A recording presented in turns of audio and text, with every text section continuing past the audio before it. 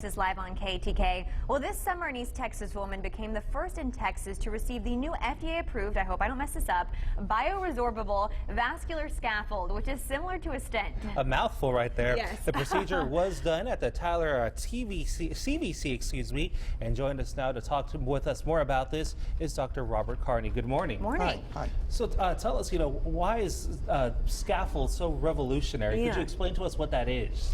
Well, it looks like a stent, it seems like a stent, it's not a stent, and that's why it's called a scaffold. Most stents are metal cages, and they're put in and they're left in the artery. So this looks like a stent, but it's not made of metal. It's made out of sugar material that dissolves, so after a year it disappears. It's put in from the groin like a stent. We handle it like a stent, but it's not a stent. And that's why the revolutionary technology is very novel. Mm-hmm. So why does this benefit the patient then? Well, it's a little, the analogy is like if you break an arm and you put your arm in a cast and leave it forever, as opposed to when it's healed, you take the cast off.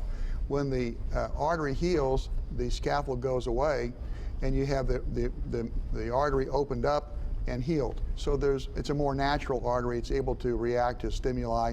And there's other things about being able to have surgery later on. It's not a permanent item. Mm-hmm. Now, this is used for patients with coronary artery disease, but how do you know if you have this? What are the symptoms? Okay, we talked about that. If you look at the 3 rules for blockage, the first rule is there's no rules. The second rule is we call it chest pain. It's not in your chest and it's not a pain. It can be in your jaw, your neck, your teeth, your molars.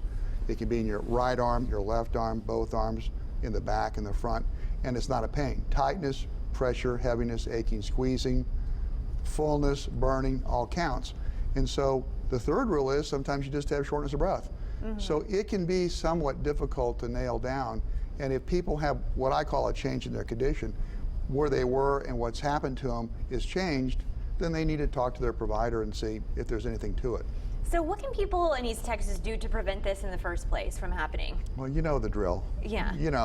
Better exercise, better education about meals and eating, exercise, medications, and reduction of alcohol, and then of course no smoking. But that's easy to do and it's hard to get done.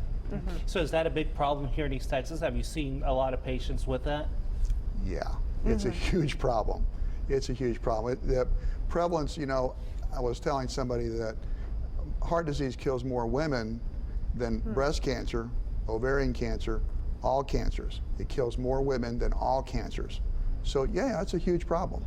Well, and with this new surgery, I guess, how is the recovery time faster? Is the procedure faster? How does that work? Well, the recovery time is the same as a basic stent. Okay. You can either go home in the afternoon or the following day.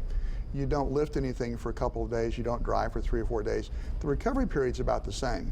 So the process of putting it in is about the same. There are some techniques that, which is one of the reasons that ETMC is one of the 6 places in Texas that puts them in. They're not totally released yet. We've done some research in that particular area with the stent, and it's proven very useful. So should patients consult with their doctor about this or ask if they're a candidate to receive this procedure? I think you talk to your provider about a lot of things, your diet, your activity or your lack of activity, your exercise, and your habits. And I think one of the things is a question along that line would be best served with talking to your provider. Okay, sounds good. Thank you so much. Sure. Thank you very much. See what you learned? Yeah, we learned a lot.